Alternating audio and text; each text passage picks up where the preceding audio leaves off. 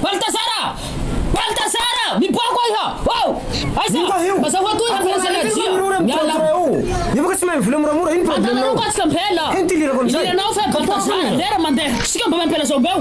Kasi ang butsin ko af. Sika heta na plan kifra vasa na nurutsman. No Samuel. Sika huan mo. Ano numero jus? Sad masom heta na plan nay. Monja mtif sara na wow. Azunao zay.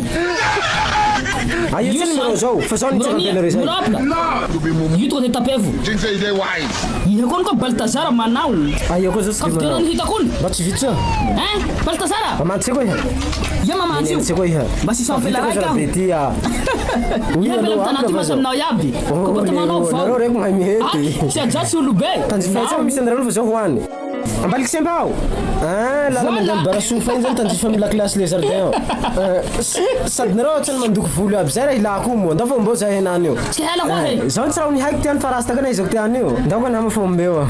Sara ni tatlele mas noten la sinjau. Salama tu kapau. Aiza, conférable. Zaita tskam batki sepa. Conférable. Anila le gol les jardins. Nam pisotialis.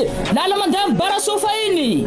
La hambu marulu mi hetiau. Mi sagra plati au angala na hamuri murci. Mari higuetu fa manduku fulu tu jau seluku fulu kenau. Na fa mi heta ma souvenir. Ma sar gratuit. Sinata sar spiri hetiau ruarifu. Ruaris dimanjat merko barbe.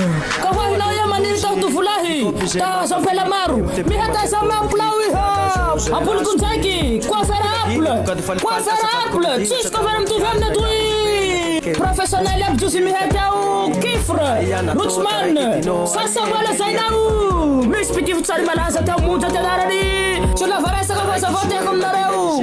Mi ala usai. Mastan tanjazana. Manduna le mahaguna ya brasta fa tsisy sola mila misoatsy maro vola miaro loha fa tsy mihola